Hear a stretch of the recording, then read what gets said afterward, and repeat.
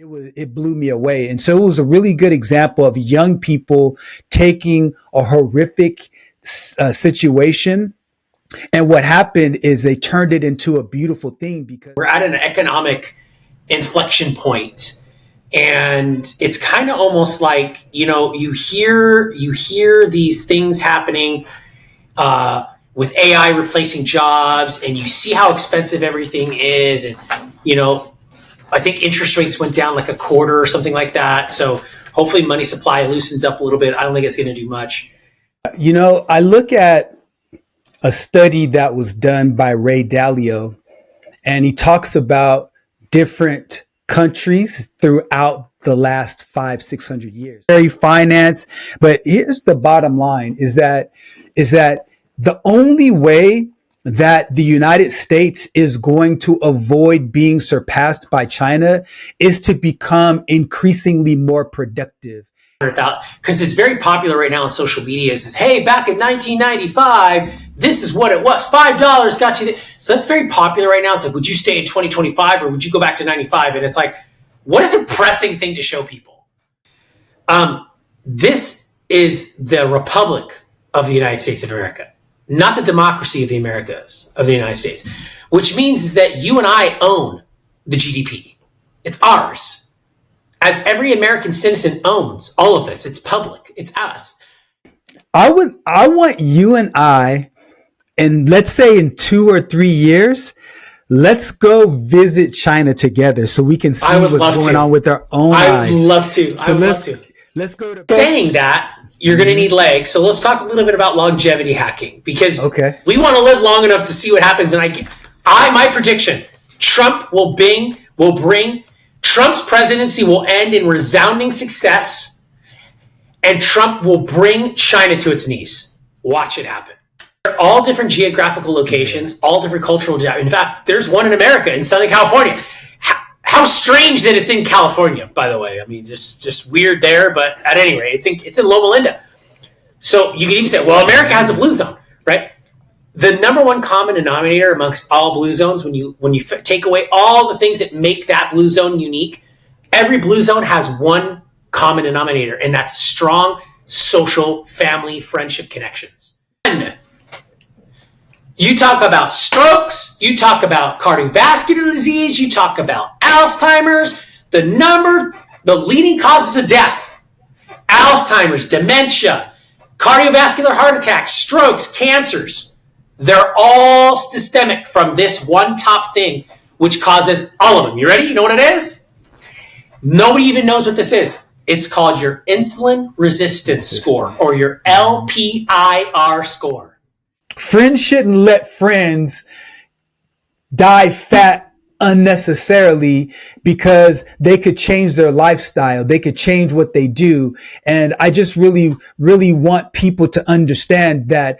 I hope, of course there's going to be people on the fringes that say, bad things to people just to make them feel bad for the sake of doing that. I disagree with that. But overall, I think we've got to become more accountable for what we put in our bodies and how we take care of ourselves, because have people in their lives that can give them healthy, strong friendship and healthy, strong accountability as to how their actions are actually hurting them.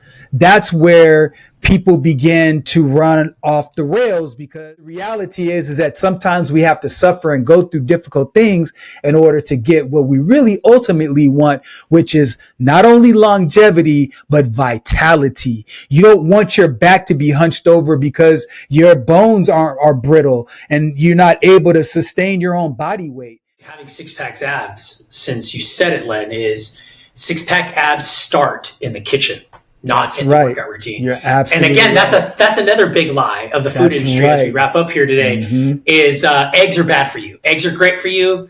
They're phenomenal. You want six-pack abs? You want to have some good male and female vitality? Eat eggs. Welcome to the Family Office, planning for the people who matter most. Awesome. as with me always here, we've been having a great time already, guys. I wish you could have seen already what we were doing the last 30 minutes now. It's been 30 minutes. We should have pressed record like 40 minutes ago. We should have. Look, lesson to anybody who's doing anything like this, just record and let it roll, and let your post-production team or whatever you got doing it, let them chop it up, because a lot of that was gold. But back as always here with me here, my good friend and business partner, Dr. Len Cooper. I always want to emphasize the doctor part because he is a doctor, and that is a big accomplishment, 2 masters and a PhD. But we're just sitting here chalking it up, about to be the end, the closeout of September, last 90 days of the year. And there's a lot of crazy stuff going on. But Len, anything exciting going on since we talked to each other last? Anything cool going on in your neck of the woods? Well, there's a lot going on, but I would say one thing that stood out for me was my son's girlfriend actually has family that was a part of the fires. And so what she did, instead of being a victim by it or saying, woe is me about it, in fact, what happened is her parents' homes were saved, but and her grandparents' home was saved, but there were a lot of their neighbors, because she's 3rd generation out in Altadena. So what she and a friend did was they got together and they created this museum installment, and it was up for a month and a half. And yesterday was the last day. And what happened is the artists came and they explained each artifact that they had. And so there was one that was a charred bed, and you could see that it would, that the heat actually melted the frame. And so she was explaining going back and retrieving this from her aunt's house. And so they had to get permission because the police stopped them and all. So when you go to an art museum, it's one thing to see a piece and take it in, because it was actually our second time going, and it hit because that somebody used to sleep in that bed. But to hear her articulate the thought that went into putting that piece up, and how much time and effort she put into it, and the story behind it, it blew me away. And so it was a really good example of young people taking a horrific situation, and what happened is they turned it into a beautiful thing, because people in that community came back together. Lots of people who hadn't seen each other in years and years were reunited. So a long way of saying that I actually did that on my 29th anniversary too. So we definitely love my son's girlfriend because she's special, but it was a really special day. Well, to give that kind of time up, yeah, she must be real special. She must be checking the boxes right. Or if it was an arranged marriage, would it be arranged already? Oh, it would have been done, because actually I told my son, yes, I said, son, you better not hurt her, because your mom will be distraught, because she absolutely loves her, man. So yeah, I love it. And we're not opposed to arranged marriages, by the way, not like in the traditional sense, but we've been known to look at other people that are possible, people for our kids. So we've been known to do that. We have a friend, Kehinde. We actually talked to him. We were like, hey, listen, we have 2 smart, handsome young men. He's like, no. He was not going for it. I think anyway. I remember that vaguely. Mm-hmm. I think I do. Well, interestingly enough, yes, it's just the craziness of what's going on today, but just, everything that's happening and how you could figure out how to get yourself on track or end the year or not be so stressed out with everything that's going on. But I just feel like, Len, we're at an economic inflection point, and it's kind of almost like, you hear these things happening with AI replacing jobs, and you see how expensive everything is. And, I think interest rates went down like a quarter or something like that. So hopefully money supply loosens up a little bit. I don't think it's going to do much. We talked a little bit about the balance that might be happening. Like if all of a sudden these people that got low interest rates get into the housing market again, it might send prices up again, just because all of a sudden that money's unlocked. They got low interest rates. But what are your thoughts right now on this inflection point of of economics, earning power, cost of living? Is it going to swing back? Because it kind of almost feels like this is the highest we've seen stuff say expensive I think at least if I've ever felt it, because I mean, the longest, I think I remember the last time stuff was expensive was 08, 09, but it started to taper down. And this just feels like, it's just like, is this going to end? Is this going to end? Is this going to end? And I just don't see, to me, it's baffling. I mean, what's your thoughts on this, where we're at right now in the country? I don't think we've ever seen it quite like this. Yeah. I look at a study that was done by Ray Dalio, and he talks about different countries throughout the last 500-600 years. So he looked at the Dutch, he looked at the Chinese, he looked at the English, he looked at the United States, and he used them and their stories and their trajectories up and down. When I talk about up and down, I'm talking about their economic trajectory, the debt cycle. And he talked about how each of them rose and they fell, but because we haven't lived long enough to see an entire cycle, we don't necessarily know where we are within that cycle. And so his book really talks about how to look and analyze those different economic cycles. And so I look at this argument through that lens. And so right now, when you look at China versus the United States, I'm going to give you a couple of statistics. So the nominal GDP of the United States is 30.5 trillion versus China's 19.2 trillion. And so there is a significant gap, but that gap keeps getting smaller and smaller at an accelerated rate. And so the rate of growth with regard to both countries, if the trajectory stays the same, it's just a matter of time before China surpasses the United States. Innovation and tech. Check this out, Chris. Patents in 2023, United States, 518,791 versus 1,642,582 patents in China alone. Robots. Installs in China was 276,000 versus United States was under 34,000. Industry trade, manufacturing share. China is 29 to 30% of world manufacturing, where the United States is only 16%.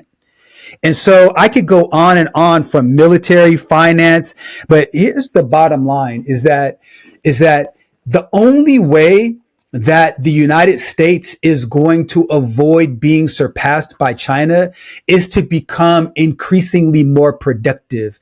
And I think when you have AI, and the United States is really, there's really an AI arms race, if you will, with China, because China has more people who are more productive at a faster rate. But the United States still has an edge technologically, but that edge is going away quite quickly. And so unless the United States becomes significantly more productive at a faster rate, it's just a matter of time before the United States ceases to be a world economic power. The one thing that's keeping the United States in its position right now at an unfair advantage is that the dollar is the world's currency. So what does that mean in plain English? You know what that means, Chris, but for those people who don't understand the significance of that is that the dollar is used as the medium of exchange for trade. So oil, instead of it being bought in a local currency, is purchased in dollars. When you look at different trades between countries, unless they're part of what we call the BRICS nations, the trade happens in dollars. And so if the global trade is not connected to dollars, then the United States becomes significantly weaker, because really what the United States has as a major advantage is that the United States can essentially print money indefinitely, infinitely. If you're not a world's currency, you can't do that.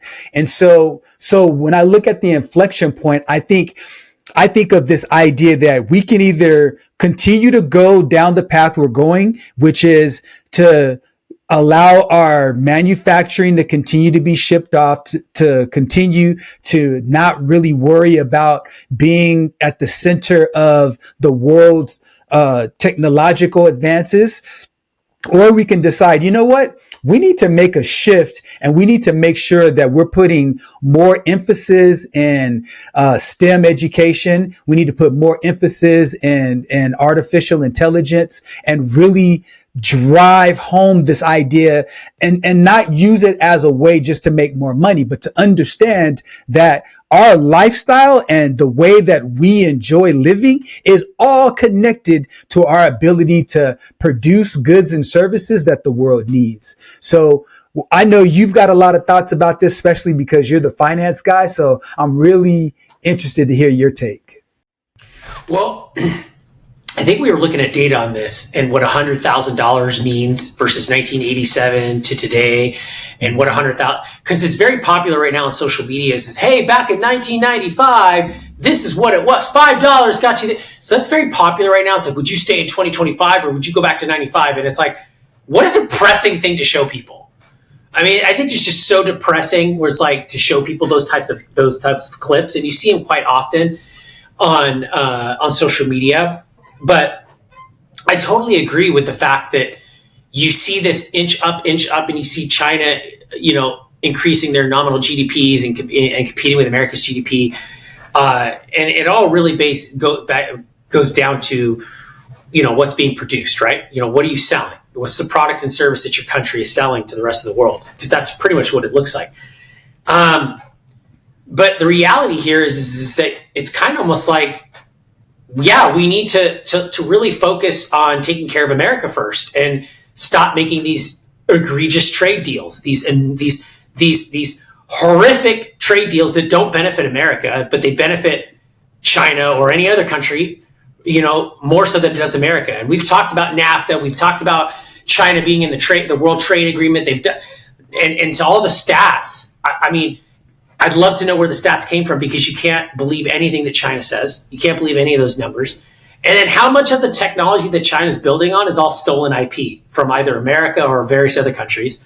I mean, you've had massive investors and big people in business that have always come out and called China out for it.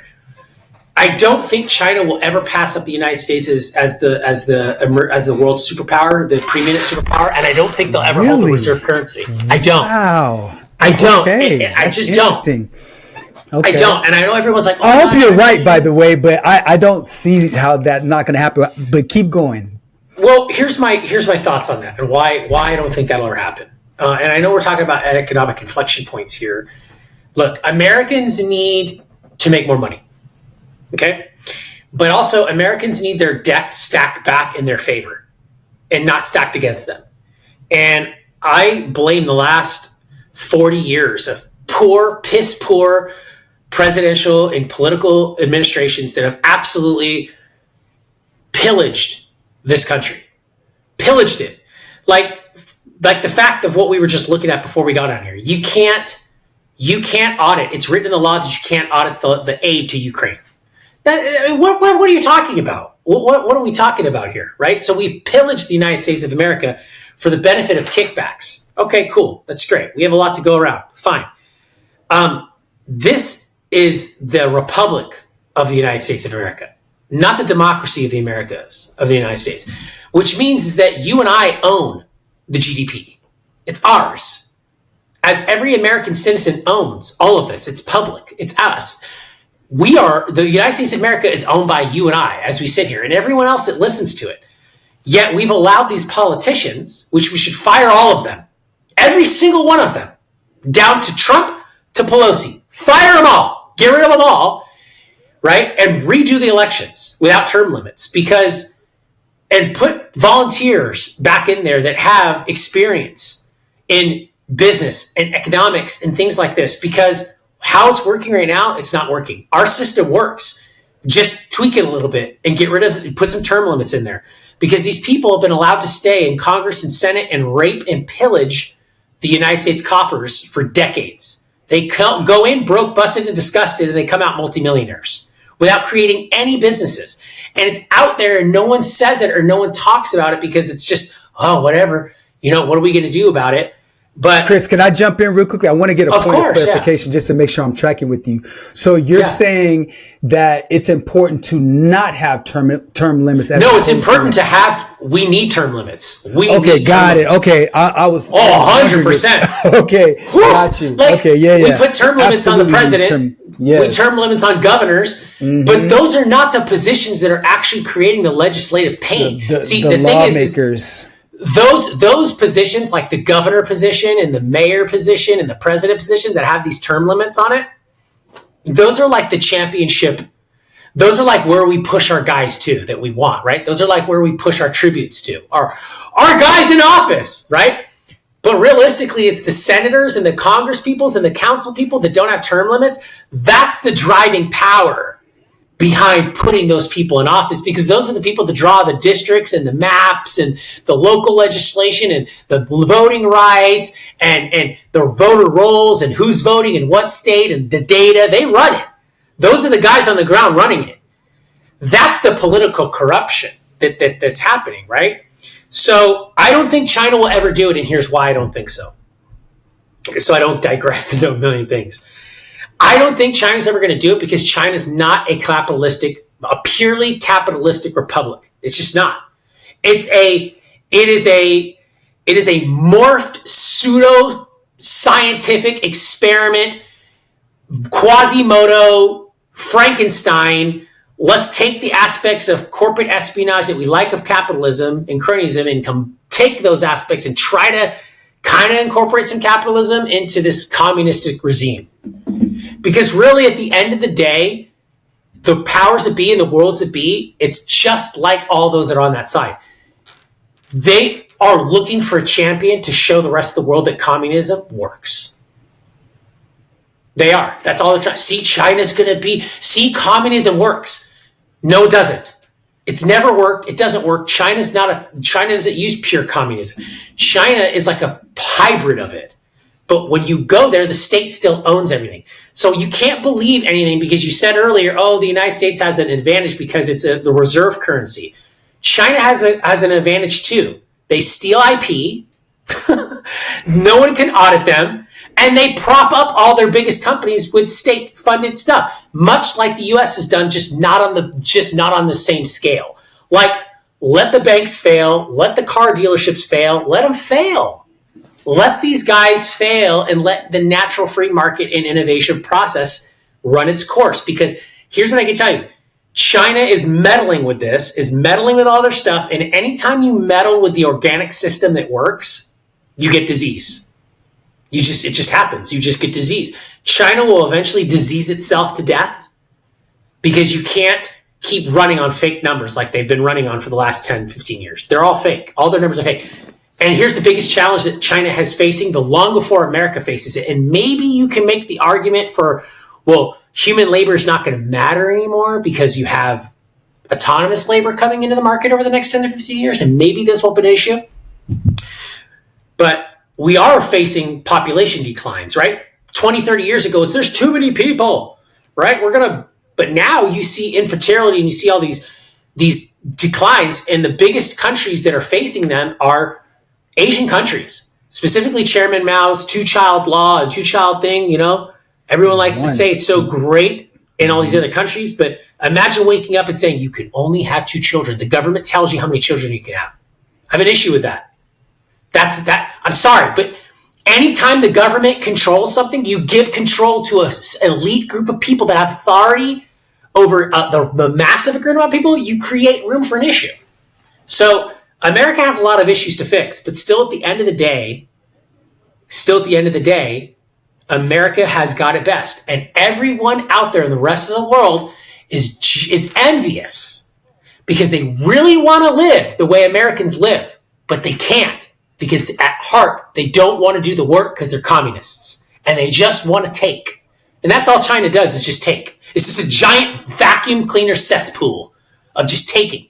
And all the people that are great business successes today that have got success after investing in China, kudos to you. But at the end of the day, take care of the country that made you wealthy and gave you the opportunity to invest in foreign countries. Take care of your country. Take care of the United States. Because the United States gives you the opportunity. And I don't see you parking your butt in all these other countries. So I just think it's not a pure capitalistic country. It'll never succeed. The Roman Empire went from being capitalist to being socialist, and it declined. All right. So I this is what I want to do. I want you and I, and let's say in 2 or 3 years, let's go visit China together so we can see what's going on with our own eyes. I would love to. So let's go to Beijing. Let's go to Shenzhen. Let's go see the factories. Let's go see what's going on there. Let's go take some trips to some villages so we can get a personal, individual eye view of what's going on and be eyewitnesses to see what's going on there. Cause then, in 2 to 3 years, you will have seen, the end of this presidency that's around the corner. We'll have a better viewpoint of what's going on there. And then we'll also see if there's been any more closures as it relates to the gap between US and China. Let's plan offline. Let's take a trip there, man, so we can go see with our own eyes. Okay, let's do it for sure. I think America's saving grace is to get dug in behind biotech, robotics, animatronics, autonomy, AI, all of it. If the Rumor has it that China's night and day in front of us in those areas, right? By the way. Look, get in front of it and dig in deep, because here's the thing: it was built here in America. All the massive companies originated, yes, they do it here. All of it does it here. Because why? Because innovation is birthed from capitalism, not from communism. Not from communism. And we can study the history of the world. We can study the history of human nature, right? Or the history, not human nature, history of the world. Yes. In saying that, you're going to need legs. So let's talk a little bit about longevity hacking, because we want to live long enough to see what happens. And my prediction: Trump will bring Trump's presidency will end in resounding success, and Trump will bring China to its knees. Watch it happen. Along with along with what I think is even more evil than China, which none of us talk about, the UN. I think America should leave the UN today. Kick ourselves out of the UN and get rid of that garbage. That's a cesspool as well. The UN is a cesspool as well. Those guys are so full of all of them. So, number one, Trump's presidency will end in astonishing success. He will bring China to its knees, and he'll do something crazy with the UN. Either America will leave the UN, or he'll abolish the UN, or he'll straighten all those pansies up in the UN who want to say they're Westerners, but realistically they're not. They're communists pretending to be capitalists. Well, this is a publicly stated document, so time publicly stated. Tell. We shall see. We'll talk about it in China. Longevity hacking. This is important. I think we just recently read an article about this.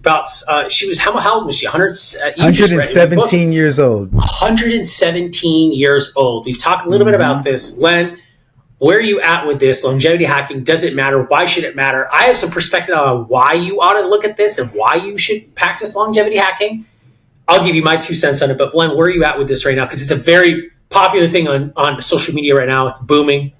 It's like the next phase of the diet craze. Where are you at? Right. Okay, so there was a lady. Her name was Maria Morera. She was from Spain, 117 years old. And what they did is they took some saliva and they took some microbiome from her gut. And they also looked at her stool and just different biomarkers. And what they found is that a lot of these biomarkers that she had as a 117-year-old woman were the same as people 20 and 30 years younger. And so I think what it did for me is it made me think about 2 different schools of thought. So Western ideology as it relates to medicine is more about surgery, medication, prescription drugs, and using technological innovations to spur longevity.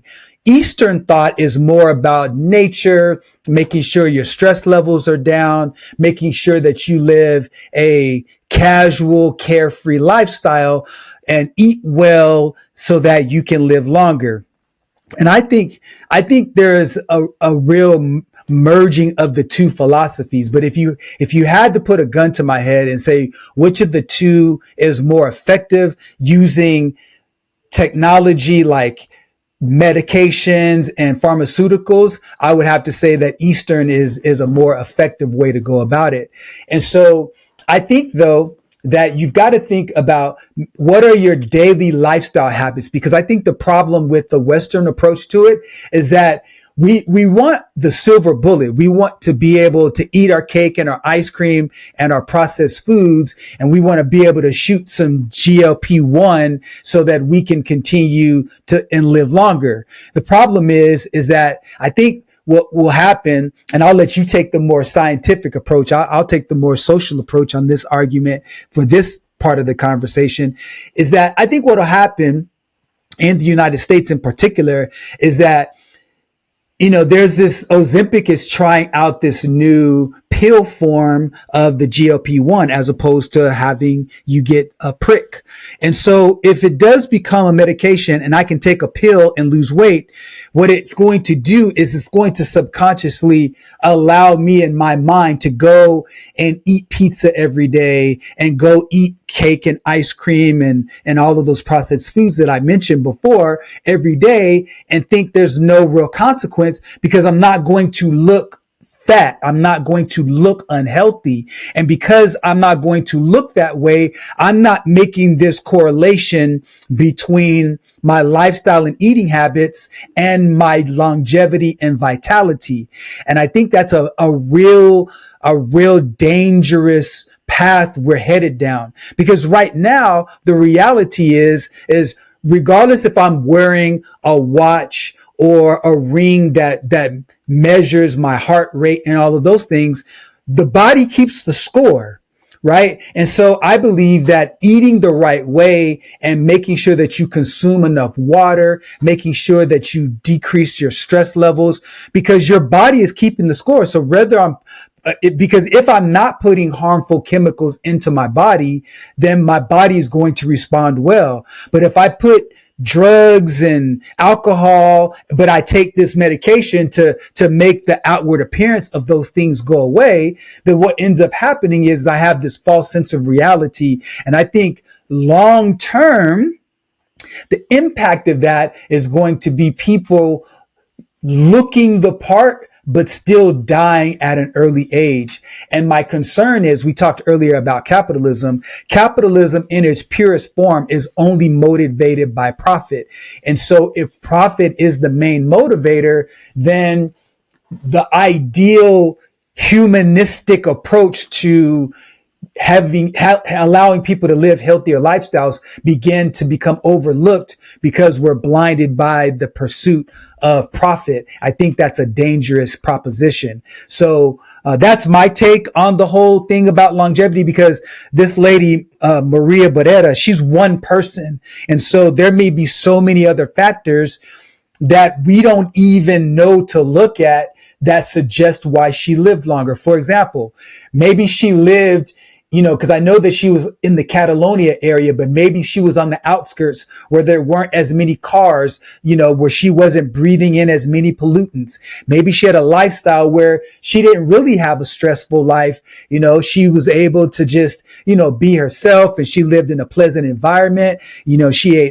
She had access to organic, healthy foods. We don't know all of those variables that came into play because, as I mentioned before, my grandmother's 102 and she can still walk and talk. And, she's got, of course, she's got some cognitive delays for a 102-year-old, but she's with it. She knows who you are and stuff like that. So I put all of that out there to say that she never took any GLP-1. She wouldn't even know what that is. And she never did any particular thing to live her life longer, but just the natural course of her life. She was married. She had a wonderful husband until he passed away about 20 years ago. They traveled all throughout the United States. They've been in every single state driving in their motorhome. And so she lived, a really good life. She had 5 kids. She didn't stress a lot. She was always laughing. She was, familial. People loved her. She loved other people. You talk to her, she'll make you laugh. And so I think the natural way in which she lived her life lent itself to longevity. And when she started to get up in age, she moved in with my aunt. And she's been living with her for the past 17 years. And so now she's got somebody that's one-on-one, taking care of her, making sure that her needs are met. I guarantee you, if she were in a nursing home, living the same type of lifestyle she is, she would have died 10, 12 years ago, for sure. So I'll wrap up with that, is that we've got to look at the holistic nature of living as opposed to looking at 1 or 2 risk factors and thinking that a pill or an injection will be able to allow us to hack our lives. Well, I think when you look at blue zones, and was she in a blue zone? She was technically in a blue zone. Is that considered a blue Close zone? Close to it, but not technically. Mm-mm. Okay, got you. Well, I think when you look at blue zones, and if you're not familiar with that, what blue zones are various areas around the world that have centennials, where people live longer in those areas than they do. The common denominator, and they're everywhere. They're centenarians are people who live over 100 years old. 100, right. They're all different geographical locations, all different cultural. In fact, there's one in America, in Southern California. How strange that it's in California, by the way. I mean, just weird there, but at any rate, it's in Loma Linda. So you can even say, well, America has a blue zone, right? The number one common denominator amongst all blue zones, when you take away all the things that make that blue zone unique, every blue zone has one common denominator, and that's strong social, family, friendship connections. When you have strong community, social, family, friendship connections, social connections, that's the common denominator in all blue zones that creates longevity. So that in itself, saying that is important. And that's the problem we have with today's world is that most people don't look at social life or social connections and love and friendships and stress as longevity things, but those are probably the biggest killers when you don't have them. And with the advent of social media and being online culture and all this, we've actually gotten less social connections, real live social connections in the world today than we ever have. So unless you live in a family unit, like my family unit is very tight. People come and they trip out. They don't even understand. Like my family, because my goal and my wife's goal was to try to build our family the way a family is built. Like you see big, massive families that are built that have traditions, and stay together, right? Like the Trumps, when you see the Trumps and you see, the second youngest Trump son that just made $3.3 billion net worth in his own right outside of what Trump's businesses are normally doing. He's doing it in the crypto industry. That's awesome. That's what, you should be doing, not comparing your son to any other previous president's sons, because left-leaning and right-leaning children are raised a little bit differently. I'm just saying that, Len, not trying to say anything, pointing at anybody or mentioning any names. Look, I know there's a percentage chance. I have 4 sons and I have, 2 daughters. I know there's a chance that one of them might go astray. But I also know that the percentage or the likelihood of that happening is very less because we're very tight and communal. And you know what we've done with that. But in staying on course with it, the issue I don't have, Len, is with the fact that you can go buy a pack of cigarettes today or you can go buy a pack of Oreos. Both, I would argue, are equally as unhealthy, right? You could smoke a cigarette and you could smoke a cigarette and you can eat 5 Oreos. And I'm just arbitrarily speaking here, but they're both detriment to your health. The amount of Oreos you'd have to eat, I'm just claiming or guessing it's 5 to equal the same amount that you do with cigarette. I know there's a scientific number. I don't know it, but you're getting my point. Okay. Yes. I'm not mad at that. I'm not mad at the fact that you can do that because that's capitalism, right? You have a choice. And I'm more libertarian leaning than a lot of stuff. So if you want to go out and buy an 8-ball and go have a blast with a Friday night and do your thing, do it. But you know what might happen. You know the risk, right? You know the risk. Just like when you fly to outer space, right? Which that's happening in the next 10, 15 years. You know the risk of space travel, right? Just like you know the risk of getting behind the wheel of an automobile, you know the risk of getting on an airplane, you know the risk of having pregnancy. You know these risks, right? I like the fact that we snapped that Surgeon General warning on the slide of cigarettes. Hey, warning, da da da da da da da da. Great, smoke at your own risk, party at your own risk. I'm okay with that. What I'm not okay with is the lies. I'm not okay with the lies where the food pyramid is a lie. The food pyramid's a lie. And here's what I know. Here's what I do know. Okay? Because I've experimented on myself. I remember when I was in my early 20s, and I was coming out of high school, and I was working, and I was overweight. I mean, my ideal weight is like 165, 170, depending on how much muscle mass I have on me. Right now I'm hanging about 165. If I want to bulk up a little bit more, I could get to 170, 175, but I don't like to be that bulky. I like to be more lean, more like a swimmer. But I could do that. You just depending on what you do. Okay. But the thing about it is that when you look at all of this data and you look at what people are doing, majority of people are lied to because they just don't know how to understand it. So in my early 20s, when I was looking for a way to get back in shape, Len, I had a girlfriend at the time, and she said, "Have you ever tried the Atkins diet?" And I'm sure everyone's know what that is. It's basically a low carb diet, right? And here's where the other lie comes in, right? So we're being lied to with the food pyramid, and then we're going to get the lie from the medical community here, okay? I mean, here's the lies. Here's how the lies start compounding. So I don't blame people for being unhealthy today. I do blame them when they have the information and they don't make a choice, right? Like more than most people, okay? So I discover the low-carb diet. I get on Atkins diet, and all of a sudden, I'm like 21, 22, and all of a sudden, I go from being 220 pounds to being 170 pounds in like 6 months. Like, pow! Like, not even 6 months. Maybe like, wow. It's crazy, right? And I go, this is amazing. 50 pounds. It's crazy, right? This is amazing, right? And then my mom goes, "Oh, you're doing the Atkins diet?" And my mom is born in 47. So she worked for Grumman Aerospace, and she worked for Lockheed Martin, because those are the companies my dad worked for too, as that era, right? Born in 46, 47, that era, right? So my mom goes, "You're going to see something interesting." You know what she handed me? Len, she handed me this little diet book from the United States government. You know what it's called? The Air Force Diet. And you know what's in that book? This little book, Len, I swear the book was probably the size of a smartphone, right? Oh, wow. See, I love my logos blocked out so no one knows, right? So, and in it was the carb counting, and with a wheel to count your carbs, because they wanted Air Force pilots to stay what? Small and thin. No carbs. Fit in the cockpit. Right? And here, right? So I followed the Air Force diet for many years of my life. The Air Force diet, which is essentially a low-carb diet. Okay? Today you have what? Keto diet, carnivore diets. All these, what are they? Low-carb diets. When you look at our ancestors 2,000 years ago, when you look at the Romans, whatever you want to look at, they ate what? Meat and vegetables. They ate a what? Mediterranean or paleo diet.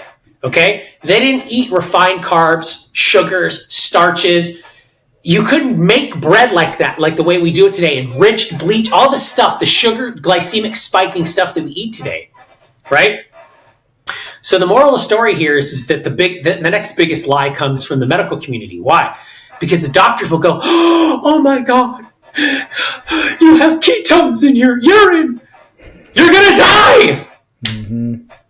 Do you know how dangerous it is if I go to the doctor right now and a doctor looked at my blood work, a traditional doctor would go, "Go to the ER, you have high levels of ketones in your urine," because I'm in ketosis almost all the day, every day, because I eat a paleo Mediterranean diet, which focuses on low carb. I eat 10 to 15 grams of carbohydrates a day, and I eat nothing if it has added sugars in it. So I did these things. And then it wasn't until about maybe 2-3 years ago, Len, where I really got into the scientific study of it, the data of it, and I pulled my own numbers because I thought I was doing good. And then I really started hacking it the way your doctor. What was the lie that the medical community? The lie that the medical community tells you is that it's bad to be. What's the lie that the medical? Oh, the lie that the medical community teaches you that it's bad. the ketosis is bad, ketones are bad, LDL cholesterol is bad. All the lies, I'm going to tell you, all of those lies. Oh, you have high cholesterol? Get on a statin. Lie. Oh, you're fat? Get on a GLP-1. Len, do you know what fasting does? Do you know what intermittent fasting does? Do you know what happens to your body when you go to ketosis?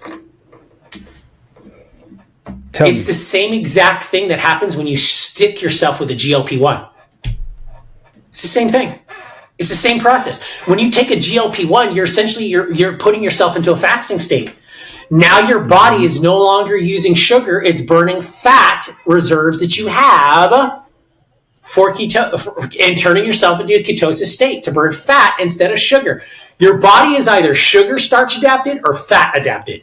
And guess what? The number one thing your brain wants to eat. Guess what it is? Fat. Sugar.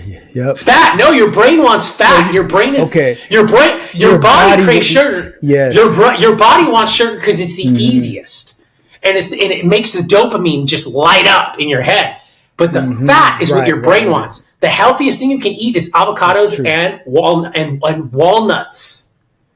Walnuts and avocados are the healthiest things to your brain because it's the fat, the omega-3 fats. So the lie the medical community taught us was ketosis is bad. And saturated fat is bad, and low fat is the way to go. And sugar is great, and starches are great. Look at the food pyramid. The food pyramid prioritizes protein last and prioritizes starches and sugars first. So no wonder you see people. So guess what? The food industry goes, no worries. No worries. Medical community, we're going to make them fat and addicted to GLP-1s. And that's where Wegovy comes in. And that's where Ozempic comes in. And I'm going to give you the most important numbers to look at, whether you're a man or a woman. Okay?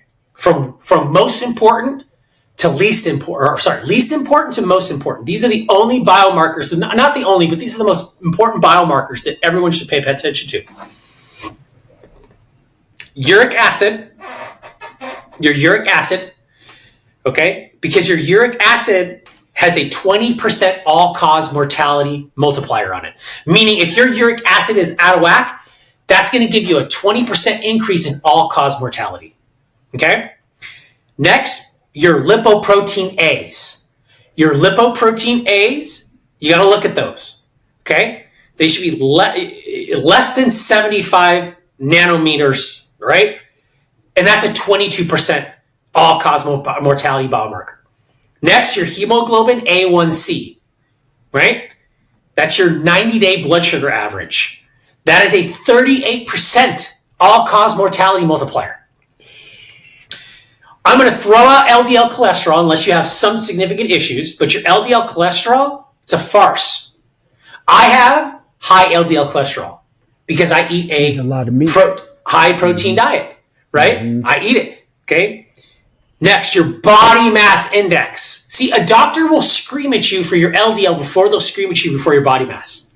Your body mass is a 47% all-cause mortality. 47. Wow. 47. Why? Because your body fat indicator doesn't just indicate superficial fat, which is that pinchy fat that you feel that's squishy. It's the visceral, subconscious, subcutaneous fat that around your organs, right? The cortisol fat that gets in your arteries. Next, your C-reactive proteins. Your C-reactive proteins, which are your cardiac proteins, that's a 76% all-cause mortality multiplier.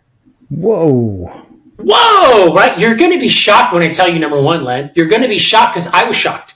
Next, your amoprotein B, that's an 89% all-cause mortality multiplier. Whoa. Dang. Here's a big 89%? one. Now, here's a big one. And I'm going to give you a caveat on this, too. Triglycerides. Triglycerides is the fat in your blood, the sticky fat in your blood. That's the sticky crap that creates soft plaque, okay? Your triglycerides, 114% all-cause mortality multiplier. Now, if you have high LDL cholesterol, and I'm not a doctor, but I'm telling you with my own numbers and what my own holistic doctor told me. If you have high LDL and you have high triglycerides, you got a problem. But guess what? I have about 140, 130 is my LDLs. My triglycerides, Len, 44. My triglycerides are below the low. But I eat a high-fat, high-saturated fat diet. But my fat in my blood is low. And my body mass is low. Because your body's burning the fat. My body's eating fat. My body's eating the fat. And I take vitamin K2 with vitamin D3 to pull the fat out of your artery. Yeah. Next. Go ahead. Oh, I was just going to jump in really quickly because one thing that people I don't think really understands. So when you asked what ketosis was and I said, tell me, I wanted you to keep flowing. But one thing that people don't really understand is that your body primarily uses two different types of fat for its energy. And so you have the fat that's from proteins, and then you have the fat that's from complex or simple carbohydrates. Those are two different types of fat. And so if you, like what Chris is saying, is that because he primarily eats the protein type of fat, his body is primarily burning that as a source of energy. If he were to enter another type of carbohydrate that burns as fat into his system, now his body is having to choose between which type of fat to burn. And it burns complex and simple carbohydrates much faster and much more efficiently than it does with your protein fats. And so by him virtually eliminating one of those types of fat, that's what allows him to still have energy, but still be able to have low triglycerides in his blood. So keep flowing, Chris. This is really good. And that process is what's called metabolic switch. Your body has a metabolic switch mechanism where it can go, okay, I'm burning sugar or fat, sugar or fat, sugar and fat, sugar and fat. So when you, and this is leading up to the number one thing, and it's all going to package together with this number one thing. Okay. Next up is your systolic blood pressure. That's your top number. Okay. Everyone will tell you, oh, normal systolic blood pressure, 120 over 80. No! 120 over 80 is the top. Like, meaning when you're at 128, you're at the top of normal. Of the floor, right. Yes, meaning anything over 120 over 80 is bad. Because what's happening is those blood vessels that is pumping your heart is pumping the blood, and those blood vessels are squeezing out unnaturally. And when it does that, they become brittle. And then when you have all that high LDL or whatever, or bad LDL and all the other crap that you have in you, the high triglycerides, that repairs. So you got to study the type of LDL. Not all LDL cholesterol is created equally. Okay. The systolic blood pressure, Len, is 124% all-cause mortality multiplier. Wow. None of these even compare to the number one. And no one talks about this. Are you ready? Here's the number one. You talk about strokes. You talk about cardiovascular disease. You talk about Alzheimer's. The leading causes of death. Alzheimer's, dementia, cardiovascular heart attacks, strokes, cancers. They're all systemic from this one top thing, which causes all of them. You ready? You know what it is? Nobody even knows what this is. It's called your insulin resistance score, or your LPIR score.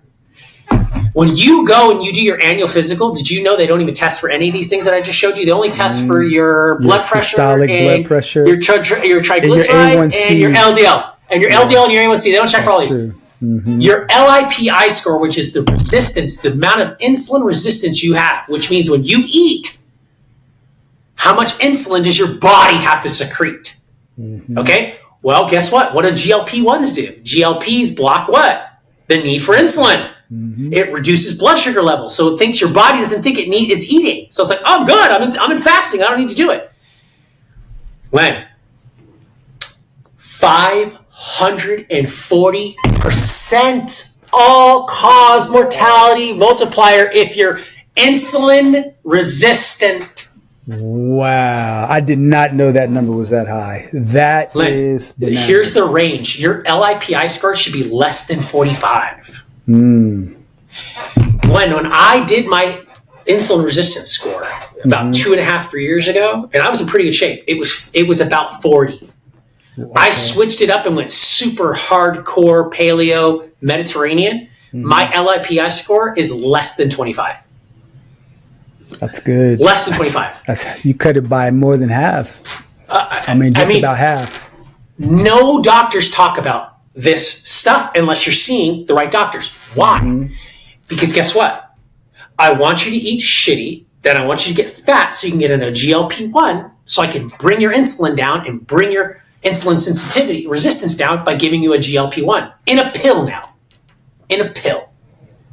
Because here's the thing. Previous to that, you know what the number one diabetic drug is? Because that's what it is. A GLP, Wegovy and all these were, and Ozempic are diabetic drugs. Do you know what the number one previous to that is? It's been prescribed for over 50, 60 years. You know what it is? What's that? The little... Metformin. Oh, okay. Do you know where metformin is derived from? Berberine. It's natural. So guess what you have to do? Fast and take some berberine. And what berberine's going to do is it's going to help you reduce your sugar levels, your A1C, but it's also going to help you fast, but it's also going to get rid of the toxics, the funguses, and all that crap that you built in your microbiome from being too much starches and too much sugar because you have a massive buildup of yeast and candidiasis in your body, which is causing a biome malfunction, which is causing insulin to go out of control, which then all of a sudden your body gets tired and goes, I just can't keep pumping out any more insulin. And this is where you get the coup de grace. You ready? Ready. The amount of non-alcoholic fatty liver disease before the 90s, if you had, or before the even 2000s, if you had fat in your liver, what were you? You were categorized as what? You're an alcoholic. An alcoholic, yeah. Cirrhosis. You're an alcoholic. Cirrhosis, right? Why do we have kids and young people that have cirrhosis who don't drink? Because when the body can no longer the body stores fat in 3 places. Superficial fat, okay? The squishy fat. Oh my God, I can lose weight, right? Right? Then there's the subterraneous visceral fat, right? The bad fat around your organs. But then there's the worst one of them all. You know where the third fat storage is? It's in your blood. Your liver. Oh. Your liver. Your liver. Because your liver filters that out. So when you overload the liver because you're shooting so much insulin in there because you're eating so much sugar, your liver gets fat. And then you become cirrhosis. And now you have what? Cirrhosis. You have diabetes type 2, diabetes type 3, which is Alzheimer's, and you have cardiovascular disease, you have arteriosclerosis, and you got to get on statins to get to LDLs down. You got to get on depression meds. You got to get on Wegovy or Ozempic, and you got to get on all these other meds. So you get this cocktail. The number one cocktail. What is it? Here's your stress meds. Here's your cholesterol meds. Here's your blood pressure meds. Here's your fat losing meds. And you got 4 or 5 meds by the time you're 35, 40. And that's all working against your liver and your kidneys because they have to filter all that crap out. Because guess what happens when you start taking this negative, cascading, reinforcing, just craziness all working together. Have you ever seen, Len, what happens to a man after a year of taking statins or a woman after taking statins? Have you ever seen what happens to a man after they take statins? You no longer can produce LDL cholesterol, which means you can no longer grow hair. You can no longer grow skin. You can no longer grow nails. You can no longer fix your wounds. And then guess what? Your bones start to become brittle because you can no longer produce, right?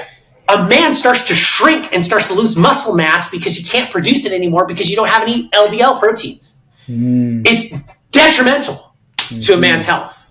It's just horrible what they do to people. So longevity hacking, follow those. Go get a profile for your blood type. Go get a profile for your type. You could go get if you're, oh yeah, but I have genetics. Go get your blood type and let us doctors show you what genetic weaknesses you have. Because not everybody has them, and some people do, and most people have genetic weaknesses. You just don't know what they are. Go get it done, because that's what I did. And it was, and here's what I tell everybody. I say, I don't care what you tell me, because I will simply pull up my device or my phone or whatever, and also, here's my full lab reports, my biomarker numbers from 2 years, 3 years ago to today. you can't argue with the numbers, because every single one of my numbers have gotten exceptionally better because of the adjustments I've made. Lifestyle adjustments. And it's not that difficult.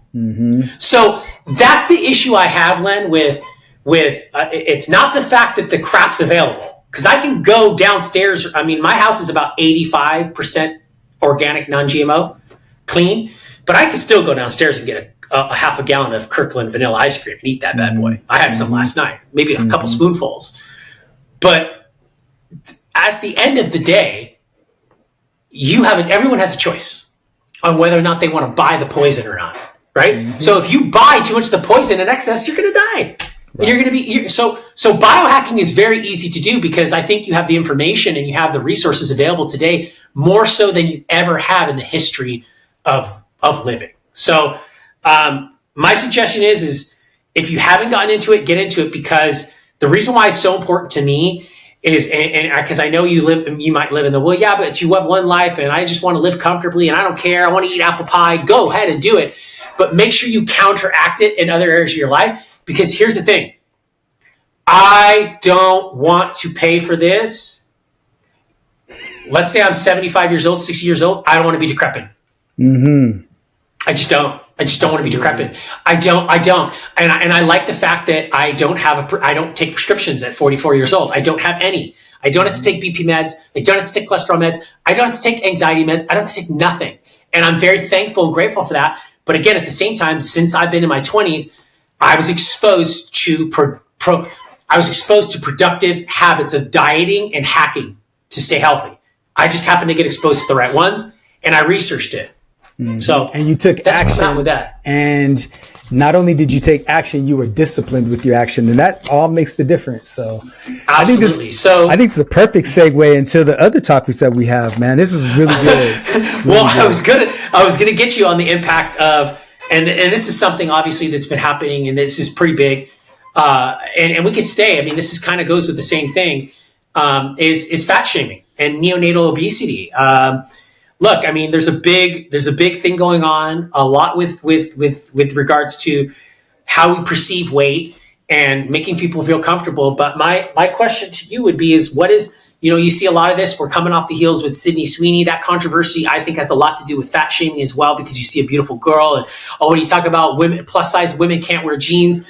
So where you're at with that, and what's your perspective on that? Because it seems like we're changing a little bit, and I have some perspective on that as well. I think there's some outlandish things, but the biggest problem for me is the level of neonatal obesity that's happening today in America.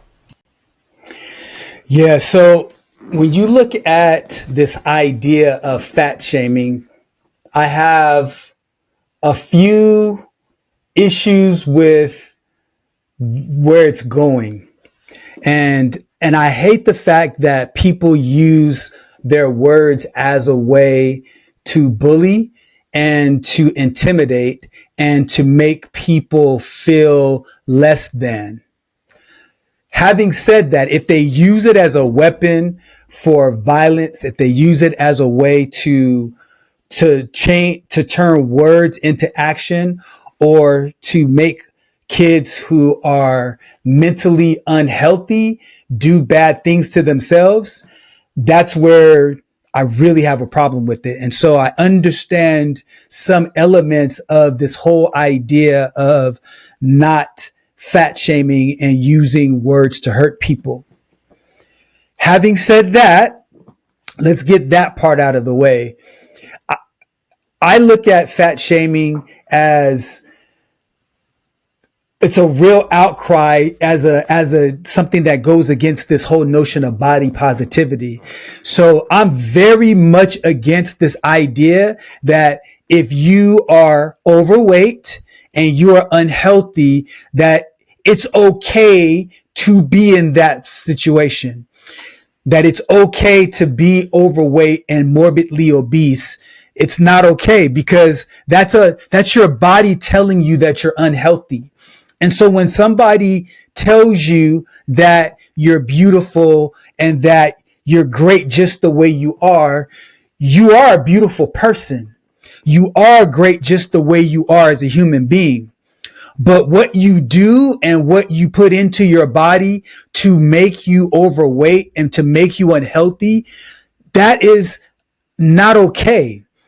There's a story that I used to tell all the time where it was a lady who had a caterpillar that was outside of her house. You've probably heard me tell this story 100 times. And the caterpillar turns into a chrysalis, and all of a sudden, fast forward the story, the chrysalis is starting to metamorphosize into a butterfly, and it's wiggling its wings and trying to get out. And this lady looks at the struggle that this butterfly is having, and she has compassion in her heart. She's coming from a good place. And so she reaches over to the chrysalis and she starts very carefully pulling and plucking away at it, and the butterfly is able to get out. But it falls to the ground and it starts fluttering its wings and it never takes off and it ends up dying. And so she's sad because she's wondering, why wasn't the butterfly strong enough to fly? You killed it because you didn't want that butterfly to struggle. And so when you look at people who tell obese people that it's okay to be that way, it's the same exact thing. You're killing them. And so what ends up happening, I'll give you a couple statistics. So U.S. pregnancy and obesity in 2016 was 26.1%, and it went up by 11% to 20 in 2019, just 3 years later. The national risk in pregnancy and obesity, it shows that 3 to 4 times higher odds of macrosomia or a higher risk of preterm birth happens when you're obese. And when you look at kids and teens, the age in which we're looking at is the ages of 2 to 19. Around 20% pre-pandemic was obese. And if you look at the numbers globally, now you're talking about 35 million children under 5 are overweight, and the vast majority of them are in what country? Right here in the United States of America. And when you look at these statistics that you told me earlier, if you connect these statistics to obesity, I bet you there's a very strong correlation between increased triglycerides, increased blood pressure, increased proteins, and all of those things because of the fat that we put in our body. Our body does not have the ability to handle it. And so what ends up happening is that you have these obese babies that are born and they don't have a fighting chance because of the things that mom is putting in her body is killing these babies. And so I'm very much opposed to this movement of making people feel good about being unhealthy. I think there needs to be more social accountability because look, if you and I are friends, Chris, I want you to pull me aside when I have a booger in my nose. Right? I want you to pull me aside if my breath is bad and I'm talking to a bunch of people. I want you, if I'm saying bad things or I'm doing bad things and it's hurting me and I don't realize it, you are a real friend to give it to me straight because I respect you and I trust you as a friend. And if you and I disagree with something, we can have a conversation as friends because we understand there's trust there. The same set of the circumstances should be true. Friends shouldn't let friends die fat unnecessarily because they could change their lifestyle. They could change what they do. And I just really, really want people to understand that I hope, of course, there's going to be people on the fringes that say, bad things to people just to make them feel bad for the sake of doing that. I disagree with that. But overall, I think we've got to become more accountable for what we put in our bodies and how we take care of ourselves because our children and other people that we're influencing, they take cues from us. Yeah. What are your thoughts, Chris? What's on your mind about this topic? I agree with you. I agree with you 100% with the fat shaming thing in regards to Look, you're lying to somebody. You're lying to someone if you tell them they look good when you know they don't. You're lying to them. And I totally agree with that. I 100% agree with that. And I've been on both spectrums. I've been 220 pounds overweight. That's ridiculous. I'm only 5'9", 5'10", barely. So for me to be that weight, it's absolutely ridiculous. So for anyone to tell me, oh, you look good, you're lying to me. And here's at the end of the day, too, at the same time, I don't care. A lot of people will say, oh, it's okay. I'm happy being this way or whatever. I don't have any, I'm not self-conscious. Bull crap. Baloney, baloney, baloney. Because deep down inside, every person wants to look good. Every person wants to look good. They just do. I just don't believe that you don't. I just don't believe that you don't. And if you're saying you don't care about that, I just don't believe it. I can't believe that. So I don't think it's right to tell somebody that. Also, at the same time, if we're going to talk about, being responsible and social services and all those things, you just create more of a social issue for everyone economically when we got to pay for that and people got to deal with that. And I'm going to get on government benefits because, I don't want to take care of myself. You're eventually going to create an issue to the system. You just are. You're creating excess medical causes for yourself because you're doing things that are going to make you go to the doctor more, which in return, whether you're paying through government handout or your traditional insurance, that data is eventually going to create increase prices because you're going to look at it and go, oh, we got to charge more because there's just so many people coming in here fat or out of shape or whatever you want to call it. And you've had this movement, especially during COVID, where you would have influencers that would say, oh, I think airlines should pay for extra seats because I'm overweight. Bull crap. You should have to pay for an extra seat because you decided to eat 2 double cheeseburgers every day. It doesn't make any sense. And it goes hand in hand with again, that same philosophy on why communism exists. Because communism exists and there's always going to be a fight for communism because it lends to or appeals to the human nature of not having to do something for something. So when you're overweight, you're essentially eating in excess things that taste good and are going to make you fat, but you don't care because at that moment, you're like, I don't care. I don't care about the repercussions because right now eating this makes me feel good. I don't care that I'm going to get fat, right? And it's the same thing with communism. I don't care to do the work right now, but I really want to eat that double cheeseburger. So instead of me doing the work to make the money to get the double cheeseburger, I'm going to figure out how I'm going to get 50% of Len's money without having to do the work. It's the same thing. It's exactly the same thing. I don't want to be in shape like Len because I don't want to eat the way he does. When Len says no to the apple pie, I say yes. Because I want that apple pie because I want my cake and eat it too. So people who think that way, it's a very similar mental correlation there because it's essentially having your cake and eat it too. The neonatal thing, and I can't remember the name of it, and I was trying to look it up. For some reason, my internet's not working. Basically, ghrelin says you're hungry, right? Like ghrelin gets released to say you're hungry, but there's an opposite hormone or opposite effect that gets released to tell you you're not hungry anymore. Satiety? Is that? It's just whatever it is, right? I don't know what the name of it is.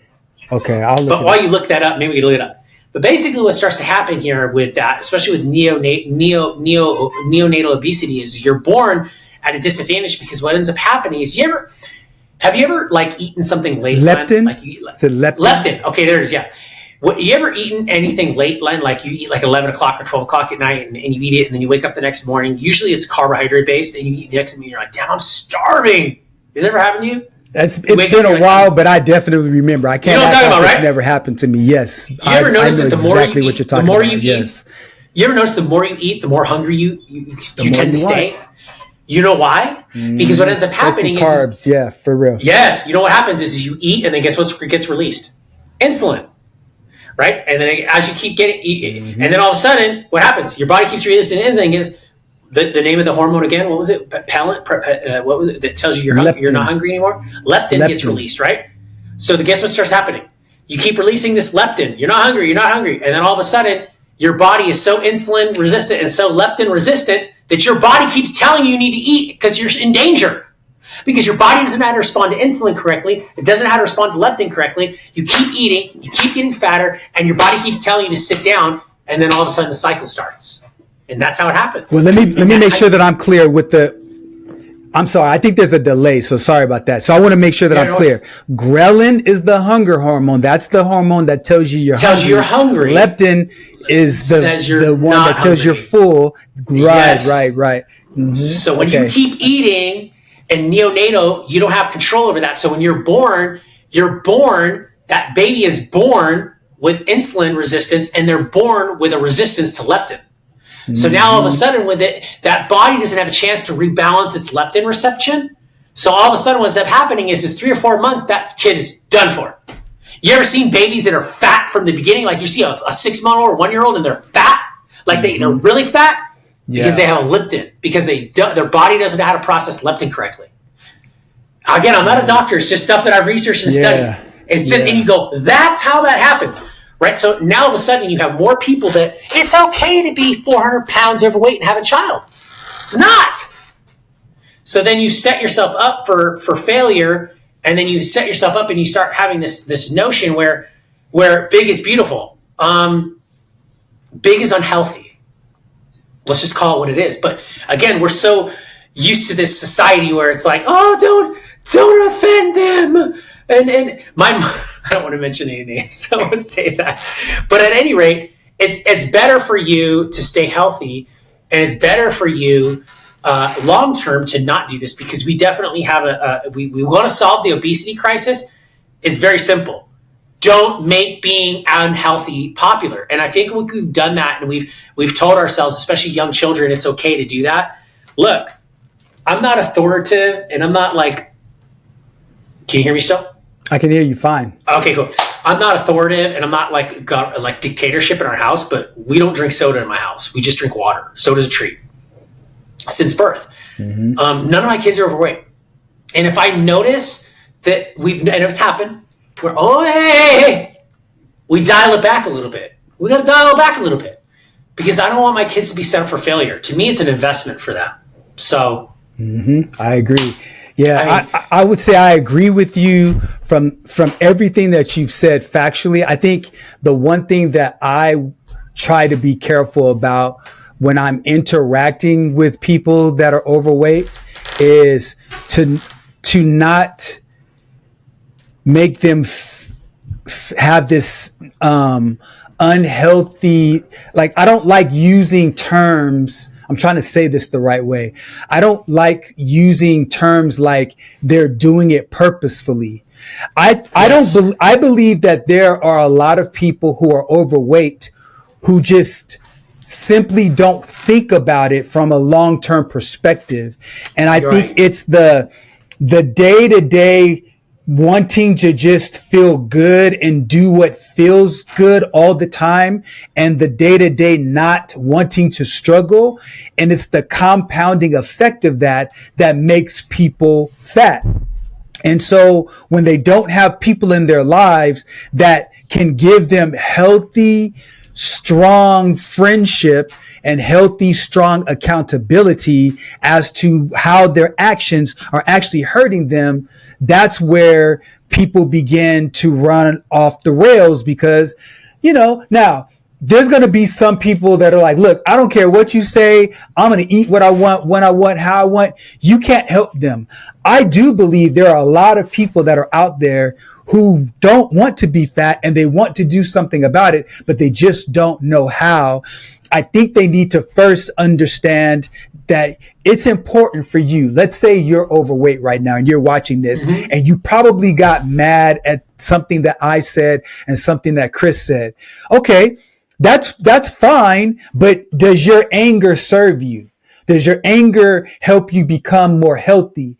And if the answer to that is no, like it is, have a friend in your life who loves you, who values you as a human being that you are, but that's willing to tell you like it is, and that's willing to go through the journey with you to help you become more healthy. Because if you want to be thinner, and I'm telling you, I was overweight. I wasn't obese, but I was overweight. And I can tell you, when I first started that diet, everything inside of me screamed, Dude, this is crazy. Your body's aching, your head's hurting, your muscles are aching. You don't feel energetic. I was going through withdrawals and it sucks and it's hard. And I had man boobs and I had the love handles and I was carrying extra 30, 40 pounds. And whether it's extra 30, 40 pounds or it's 80 pounds or it's 180 pounds, it's still the same. It's still the same psychological effect, is that I got overweight because I ate what I want when I wanted to, as much as I wanted to. So it wasn't about being full. When I was overweight, I ate because I didn't feel full. And there's a big difference. When you eat when you don't feel full, you never give your body a chance to just take a break and let your insulin levels go down and let your hormone levels regulate, because you're always feeding it food and you might not have known that. And if you didn't know that, that's okay. Put people in your life, go read books, be around people who are going to help you in a positive way, but who also hold you accountable, because it's not okay to be overweight. It's just not cool. Now, do I have do I have six pack abs? No. Do I want six pack abs? I would, but I'm not willing to do what it takes to have six pack abs. So I'm not pointing a finger at you, but also at the same time, I'm not willing to be obese and morbidly obese. And you best believe these numbers that Chris shared with me, when I go in for my doctor's checkup, I'm getting all of my blood work done, and I'm going to make the prerequisite changes to make sure that those levels get in the normal range. And it's not going to be fun, but you have to take on things that are hard, because doing what's hard is the thing that's usually better. Eating broccoli is always going to be better than eating a cake. And eating broccoli doesn't make you feel as good.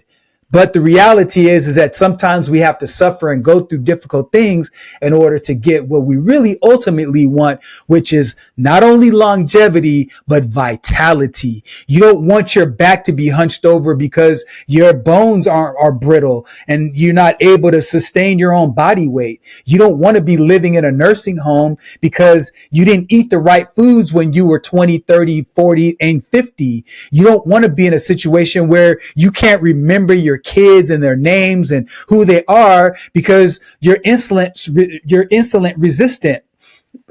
So if you're headed down that path, I don't care what you tell me. There's no way in the world that you can say that being unhealthy is okay, because forgetting your kid's name when they're right in front of you is not okay. It's not okay if you can do something about it. Now, for your mom or dad or a loved one that already has Alzheimer's or dementia, understand this, that if they already have it, right now there is no cure for it, but you can begin to help prevent it. And that's really ultimately what we're talking about. And the best way to prevent it in somebody else is to prevent it in yourself. So I hope that you press rewind on this, and we'll stop preaching at you. But we want you to understand that because we're talking about being obese, we're not saying that we don't like you, that you're not a good person. We're just saying that you need to change habits and that are in your control, and to take control and to do what Chris and I chose to do, which is to live a healthy lifestyle. So I think it's just such a good example for your kids too, especially if you have kids. 100%. Like kids watch everything, yep. Standards, all of those different things. Look, you know what? The secret to having six-pack abs, since you said it, Len, is six-pack abs start in the kitchen, not in the workout routine. You're absolutely and again, right. that's another big lie of the food industry as we wrap up here today, is eggs are bad for you. Eggs are great for you. They're phenomenal. You want six-pack abs? You want to have some good male and female vitality? Eat eggs at least 2 or 3 times a week, 3 or 4 times a week. So agreed. With that being said, Len, it's been a great pleasure as always, sir, being with you here today. Always a good conversation. We got a few things that we didn't get a chance to talk to you today, but we'll probably talk about those next week. But you guys got a killer week today, killer week this week, and we'll see you guys on the next one. If you like this content, you want to get interactive, like, subscribe, do all that funky stuff that people say, but leave a comment. We'd love to participate and talk with everybody too as well. And love to get ideas on what future things is just 2 average business guys, entrepreneurs, having a conversation, because at the end of the day, no matter what, whether we agree or disagree with each other, we're here to have a conversation and be friends, be business partners, and husbands, and be good people of the community at the end of the day. So to our wives, not to each other. Not to each other, to our wives. Yes, we're both married men to wives. Putting that out there, right there. We are in team. What is it? I want to say the word right. Heterosexual. We're team heterosexual here, Len. So, have a killer week, man. All right, man. Bye. See you. Conversation has given you clarity on your next steps. Please share this episode with someone who's walking the same path. Don't forget to like and subscribe so you won't miss future episodes. And remember, planning ahead isn't just prudent, it's an act of care. Thanks for joining us, and we'll see you next time on The Family Office.